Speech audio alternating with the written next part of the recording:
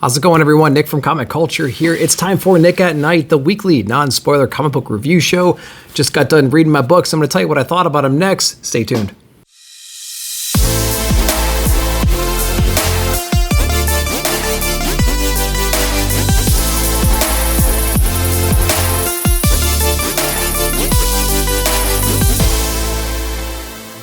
Welcome back, everyone. We're going to start over in Marvel first with Moon Knight, Black, White, and Blood. Issue number 1, this has 3 short stories inside of it. One is written by Jonathan Hickman, which is the reason why I picked up the book to begin with. The next one is written by Ayodele, I think is how you pronounce his name. And then we have Guggenheim on the last story in here, which is a story called The End. I will say that Hickman's story in here, I want to see that fleshed out. I want to see that like 12 issues. I want to see that whole series. I want to see it play out a little bit more. The art's really cool. I think Pacello's on the art. That was pretty interesting. A little bit weird on the art here and there. Some things weren't exactly clear, but I did enjoy where it was going. I think the art style is really unique and really fun. I think the best story in here is The End, though, from Mark Guggenheim. That one was pretty interesting. It has kind of like the first panel showing you the end of the story, and then it rewinds, and then it goes back to the beginning of the story, and that story plays out more like the current Moon Knight run. So, you know, we have the Midnight Mission. People go to Moon Knight. They ask him for some favors. They ask him to check out some stuff, and then he acts on it. It's one of those stories, but told in reverse, and it was pretty fun to see how that played out. Pretty cool book. If you're really big into Moon Knight, you might really enjoy this. If you're just someone who's paying attention to the show and just wanting to, you know, check out this book, maybe see what's different about this in the main Moon Knight run, you can go ahead and do that too. It's not really a must read, I don't think, but if you're everything Moon Knight right now, go ahead and check it out. The next Marvel book we read was Captain America, Symbol of Truth, issue number 1. And I don't know how to pronounce this guy. Is it Anibushi? I don't know. Somebody correct me down below, like with a pronunciation of how to say this name. And we have Silva on the art as well. And I picked this one up because I really liked that Captain America issue 1 that came out a little while ago. Had like that Alex Ross cover and that amazing art inside.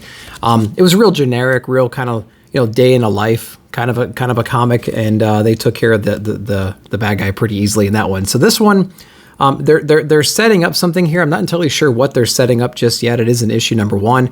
We have Sam as Captain America, and we have this other guy as Falcon. I'm not really sure who that guy is. I'm not really deep in the Captain America lore or anything like that. So we have a new Falcon. We have Sam as Cap right now, but we have another Captain America book coming out soon, I think, called Sentinel of Liberty, and he's Captain America as well. So I'm a little bit confused right now what's going on in the whole Captain America thing. So we have Symbol of Truth and we have Sentinel of Liberty coming out very soon. So this story, again, it's kind of generic, but I did like some of the jumps that they were doing here and there. We basically have the super serum, the super soldier serum out in the wild again. Some people are trying to smuggle it from point A to point B. Cap gets the intel and he goes to infiltrate and try to figure out what's going on behind all that. Who's responsible? Where is it heading? Things like that. And then all hell kind of breaks loose. There are some pretty cool panels in here, some really great action scenes. And then there's also some moments in here where he has like these flashbacks, kind of like reorienting himself as a character and trying to, you know, put in focus what's important to him. So that's fun. Yeah, we'll see where this one goes. It didn't really hook me at all yet. And I'm interested to see where Falcon's going. I actually got Falcon's first appearance this past weekend during Free Comic Book Day, during some sales at Cadets. So I'm super excited to get him in. So I was excited to read this book too. I'm just on that wave, that high wave right now. So it didn't really do it for me, though. Let me know what you guys are thinking about this Captain America run right now. All right, we read an X book this week. We have X-Men number 11 from Gary Duggan and Pepe Larraz on the art. And I always enjoy the art from this guy. He's absolutely incredible. I really love what I'm seeing here. This is our issue where we explore Game World a little bit more. We have our women going in there. We have Polaris, we have Jean, we have Rogue, we have X-23 of Wolverine. We have going in there, trying to infiltrate, trying to see what's going on, trying to understand who the key players are and why this is all happening. And they're trying to get just trying to get some intel on these guys here. So it's basically like an undercover issue, except they're not being too careful about how undercover they're really being in here. And we have Cordyceps Jones in here. He's got a few tricks up his sleeve.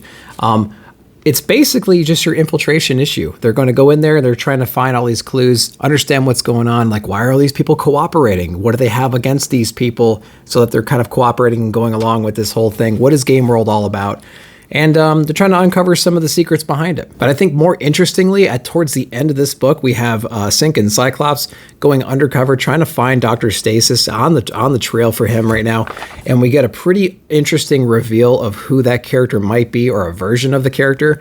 And I'm more interested in that right now, although the ladies that are up there in Game World are in little of a situation right now. So we're going to see what happens there. We have some Avengers in here, very short amount of time that they're in this book, maybe a panel or two, and they're setting up some kind of a deceitfulness thing going on, you know? So I'd imagine they're probably trying to set up the event that's coming up pretty soon. X-Men 11, a lot going on, focusing on Game World, focusing on Dr. Stasis right now. We have a lot of cool, interesting characters involved, and stakes are still high. But I think I would rather prefer them hang out with Furlong, or whatever that guy's name is, the guy that was trying to colonize the different moons to try to put Earth up in the stars as a threat to the mutants. I like that story arc more than the Game World arc right now, and I wish they would focus more on that. But for now, we're here. We're going to see where it goes. All right, a big crossover event book that's happening right now is Thor vs. Hulk Banner War. This is part 1, and this is going to be tied into Hulk and Thor in the next few issues, so buckle in for that. In the last issue of Thor, we actually had a funeral for Odin, but Odin is still very much in Thor's life, and I'll let you guys read and get caught up and see how that's possible. Pretty interesting way. It's kind of like a Tony Stark and Friday kind of a situation going on, which I think is pretty interesting. And then Hulk, he just met Titan Hulk. He just met Ross and everything, and he just kind of escaped this alternate reality and was kind of kicked out. And these two are crossing paths right now. And so the last time they saw each other was not a great time. And so they're kind of picking up where they left off in this big battle. Thor is not forgiving Hulk for the things that he did back in El Paso in the previous runs. Hulk doesn't really understand what's going on. He doesn't remember any of that kind of stuff. It wasn't him, he's saying, but Thor's kind of had enough, and they're kind of duking it out right now. They are transported to a place where they can kind of fight unrestricted in a way. It's like a Dragon Ball Z episode where they fly off into the mountains somewhere, and they're just kind of having at it. So that's kind of fun. I don't think this book is necessary. I think it's just kind of the result of the coincidence of Donny Cates writing both of them, and he kind of wanted to maybe, I don't know, buy some time to figure out where those two arcs are going to go, maybe? I don't know. Like, I'm trying to figure out what the end game for this battle is. And so we had a really not well-received Hulk first arc, and when he took over, some of us loved it, some of us hated it. I was kind of in the middle road. I saw what he was doing, but like, to what end, I guess is my question. And then the Thor run was pretty interesting. Lots of crazy stuff happened, lots of great battles. That character's heading in an interesting direction, but this seems kind of forced. It seems kind of just plugged in right now, and I don't know what the end game is. So we're going to keep reading it. It's fun. It's interesting. There was a decent cliffhanger at the end. It was playing a lot with the different sections of the Hulk right now, you know, because you have Banner at the control room, you have the Hulk body, and you have the engine room. So it's playing around with all that still a lot. And so we'll see where this one goes. I don't think it's needed. It was fun, but I don't know. What do you guys think of this one? So that was it with Marvel. We're going to hop over to DC next. We're going to start with a book that I've been personally really looking forward to. It's Daniel Warren Johnson's Jurassic League #1, 6-issue run. And as you can tell on here, we have Superman, we have Batman, and we have like a Wonder Woman character right here, but they're all dinosaurs. So it was pretty cool. They do play with that whole lore. There's a Joker character in here as well. And so a lot of familiar origin stories are in here, but these characters are all dinosaurs, so they're all playing to that motif, which I think is pretty fun. The art is what you would expect from Daniel Warren Johnson, except I think it's actually a little bit reined in, comparatively speaking. I remember reading his Beta Ray Bill run, and I think that environment, like the spaceships and the things like that and the aliens, I think really allowed him to go crazy on the art. That's not to say that he's not crazy in this art, but I'm just saying this one seems a little bit more clean, a little cleaner than he usually does, which I think is interesting. It touches on a bunch of origin stories for different characters, Batman, Wonder Woman, Superman. We have Aquaman in here. So it is really fun to see how that all kind of ties together. And they put their own little unique spin on it. So think of like the TV show Dinosaurs back in the day, like that kind of character style, but with our origin stories of the DC heroes that we know and love. Jurassic League, pretty interesting story. Well, we're definitely going to ride it out for sure. Not a giant hook, but just like fun. I think it's just like a fun book, so I recommend checking it out. All right, we're going to get into the next DC book. This is Sandman Universe Nightmare Country, issue #2 from James Tynion IV, and we actually have a little bit of an art switch in certain pages of this book, and we have Andrea Sorrentino dropping in just randomly for like 3 pages. And I'm not entirely sure why, but oh my God, I'm so excited that Andrea Sorrentino can get in here, because he draws a great library scene in here towards the middle of the book. So this book is really fun. I think James Tynion IV is actually perfect for the series, just because he's been kind of honing in his abilities to write this kind of a story with Nice House on the Lake and Something's Killing Children, The Department of Truth. And so I think he's had a lot of practice writing this crazy, weird world, and it's really showing. It almost reads like a Nice House on the Lake book in the beginning, and then it kind of morphs into the weird, but it's still easy to follow so far, which I really appreciate. I will say that it's new reader friendly if you're not familiar with the Sandman universe so far. They do a great job of introducing characters. Even when they go into the dreaming, into the library, things like that, they take their time to explain what it is and what is kept inside there. So I do think it's new reader friendly from that perspective. Now, our story right here, our main character, this female, she doesn't know what's going on with this whole universe, and she's seeing this hallucination that she has, but everybody in the Sandman universe knows there's a little bit more to the story than just that. So they're trying to dig, they're trying to find information about how this guy is able to exist. And so that was really fun. It's a really interesting exploration in here. And like I said, Andrea Sorrentino being shoved in the middle of this book for, I think, just 3 or 4 pages was a welcome addition to the series. It almost makes you wish that he was doing everything in this run, but I'll take the art as it is right here. The book is still pretty grounded with our main character still trying to figure out what all this means, trying to understand who the Smiling Man is and what he might want and things like that. So we have a lot of friends that are introduced into this book that are still ground her or tell her that she's kind of crazy or whatever, and they're giving her a hard time and everything. But I feel like very soon a lot of those characters are going to fade away, and she's going to be Alice in Wonderland here pretty soon. So I'm looking forward to that moment. We were introduced to some characters in the previous book that show up towards the end that really heightened my interest for sure, and I can't wait to see what happens next. I'm having a blast with this so far. I thought it was going to be kind of like jumping into the deep end a little bit, but so far it's been like a slow, gradual progression, and it's still interesting. They're introducing characters the right way, I think, and I don't really have a great Sandman history or background or exposure, so maybe my opinions are a little bit different than some of the hardcore folks. But if you're really entrenched in the Sandman universe and you're reading this, how does it like stack up so far with the lore and the pacing and the expectation and the dialogue and everything? Let me know what you guys are thinking of this one, because I'm really interested to know. All right, so that's it for DC Comics. We're going to hop over into Fantagraphics with one of my favorite series over the last year or two, which was Red Room. This is Trigger Warnings Volume 2. This is issue number 3 from Ed Piskor.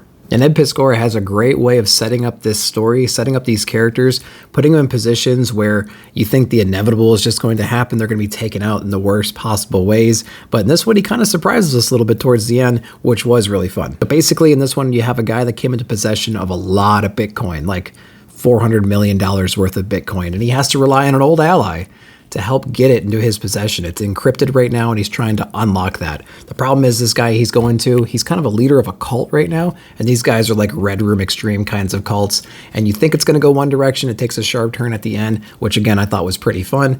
This book is great. It's always shocking. It's always fun. It's always fresh. Ed finds out new ways of just breaking all the rules and defying expectations. I love it. I love it so much. The art style is really incredible in here. Again, if you're wanting to dip into a different realm of comic books, I would recommend checking Red Room out. I think it's banned in 26 countries and 10 or something comic book shops. It's absolutely incredible. It's a wild ride. I would recommend checking it out. This one is way less gruesome than the other ones, although that doesn't mean a whole lot when you're talking about Red Room. It's as bad as any comic book you've read, but as far as Red Room standards go, this one is pretty tame. So if you haven't read this book yet, maybe you should just give it a shot or flip through the pages. It might be something you need in your life. All right, we had a big spec book drop this week. It was from Stephanie Phillips from Boom Studios. This is Grimm #1. Now, I gotta be honest, I was a little bit hesitant to think that this would be like the next Something is Killing the Children or something like that, right? And it's certainly trying to portray itself as being the next big thing in Boom Studios. And I'll be honest, I haven't read a lot from Stephanie Phillips before, but I was at least going in with high expectations, and I think it paid off for the most part. We have an interesting story. We have basically our main character on here. She is the Grim Reaper. She's helping shepherd people from, obviously, when they die into the next phase of existence right now, and they do explore that a little bit in some creative ways. I think the conflict that they had in here was a little bit too immature. I feel like people would have issues crossing over. Maybe they want to keep living. Maybe they weren't ready to die. They had some unfulfilled things. But I think the method at which they kind of introduced that conflict and how the characters reacted to it was a little bit just weird, a little soft, little immature, I think. So I'm not entirely sure if I'm totally hooked yet on these characters. I think they're interesting. Character design's fun. Some of the characters are very eccentric. There's many different Grim Reapers, but they're all just kind of weird and everything right now. So I'm not entirely sure what's going on. We have this kind of unexplained moment at the end where this hook, this thing that shouldn't happen is happening in here. And we have the leader of like the afterlife really pissed off that certain events are taking place right now. So if you're looking for like, if you're thinking this is going to be like an Erica Slaughter type character, just complete badass and kicking ass and taking names and things like that, we're not quite there yet. But I am anxious to see where this goes. It's not as brutal or anything like that as I was expecting, or I was kind of hoping, honestly. It's pretty soft so far, so we'll see where it goes. But let me know what you guys thought of Grimm issue number 1. One book that was on my radar for sure from Image Comics. This is an issue number 1, 8 Billion Genies from Charles Scholl. And this book explores what would happen if everybody on Earth at the same time got a genie that would offer them one wish, and they can wish for anything. So you know all hell is going to be breaking loose. This book follows a band that's visiting this little tavern right now in kind of the middle of the nowhere. They have their own interpersonal problems and their relationship issues and things like that they're exploring. We have some other patrons of the bar there, a young kid and his dad, and we have some other folks, a real like seasoned bartender, and they're all around. When this happens, they all get their genies, and then all hell starts breaking loose, which I think is pretty fun. The bartender makes a pretty smart play in here, and you kind of see the repercussions of that. And then they explore what's going on in the world right now. There's like giant robots and dragons and people flying and all sorts of people with money and monster trucks. Yeah, all hell is breaking loose outside this bar. So everyone has to kind of take a step back and try to figure out what the hell they're going to do now. So that is pretty fun. It's kind of like Nice House on the Lake in a way. They have their little safe zone right now, but everything else around them is on fire and they don't quite know how to handle it yet. So I think that's going to be pretty fun. I'm anxious to see where this one goes. It's an interesting premise for sure. I did like the art style. So I think as a number 1, this one gripped me from a interesting premise and a more interesting hook than Grimm did. So I'm looking forward to this one. I think a little bit better than Grimm at this point. But let me know what you guys think. Which one of the number 1s did you prefer more, Grimm, or did you like 8 Billion Genies? All right, the next book from Image Comics is Crossover issue number 13 from Donny Cates. This is our mega crossover, fourth wall destroying, somewhat final issue. We have our giant battle concluding here. The forces of Negan versus the forces of Donny Cates coming at it, going at it in the baseball field, which was pretty fun. It's a very deeply personal book for Donny Cates. You can tell he has a lot of demons in his past he's trying to bury here. He talks about his legacy going on. He's creating these stories, each one of them serving a purpose for the different writers throughout their lives, taking all the pain and suffering they may have had in their life and putting it on paper, creating characters and letting them live on to be shared and talked about and grown through other people. Of course, this book ends on a meta note for sure. It's kind of, we're trying to figure out who's responsible for all this craziness too, because Donny Cates is in a bad way towards the end of this book, so we're not entirely sure if he's the one responsible for this. And then we have a realization towards the end that there might be some other people that are responsible for translating word into art. And so we're going to be exploring that towards the end of this book, which I think will be pretty fun, and then in the upcoming issues as well. So I'd say crossover, it started pretty well. Maybe the first 3 or 4 issues had my attention. It trailed off towards the middle. We introduced a lot of other characters that kind of piqued my interest from time to time. And then the last couple issues have been pretty good, I thought. So, you know, you kind of suffered from like the third act in this so far. We'll see what the next issue has in store. I've been collecting them all so far, so I am anxious to see how it ends up. Let me know what you guys are thinking of crossover right now, and if you've stuck with it this whole time, I'd be interested to know. The last Image book I read this week was Nocterra issue number 10 from Scott Snyder. If you guys remember the last issue of Nocterra, I was really digging because I like scenarios where you have an ultra badass bad guy and he's teaming up with the heroes because they have some kind of mutual end game that they're trying to reach, and they have different objectives and different futures, but at the moment all their actions are aligned, and I think it's pretty well done in this issue here. Our story has brought our heroes and villains together to team up to go back to the place where it kind of all started, the last place on Earth that is safe. We have this mega base, this mega illuminated base called Luna. It's the place where Blacktop Bill and the other Nocterras, I think they're called, were created, this like this kill squad that has the black skin on them and whatnot, so they can be undetected by these shades. So I think that's pretty interesting. They have all these expectations of this base having all the answers, or at least some of the answers they need to reverse the big PM. But in this issue, it's pretty fun. There's a lot of little tricks up the sleeves of the enemies right here. We get into a tough situation towards the end with our characters. A lot of desperate moves are made, and we're left in a situation where Blacktop Bill is probably going to go ham on some guys, and I'm looking forward to seeing that for sure. Art-wise, I would say Tony Daniels is doing a great job with the different tones and everything in here, and making sure that the environments are clear yet dark and disturbing at the same time. There's a lot of blackness, a lot of dark in this whole issue, but I think it plays off really, really well. Marcelo and the coloring is doing a great job in here and really accentuating everything that Tony's doing in here.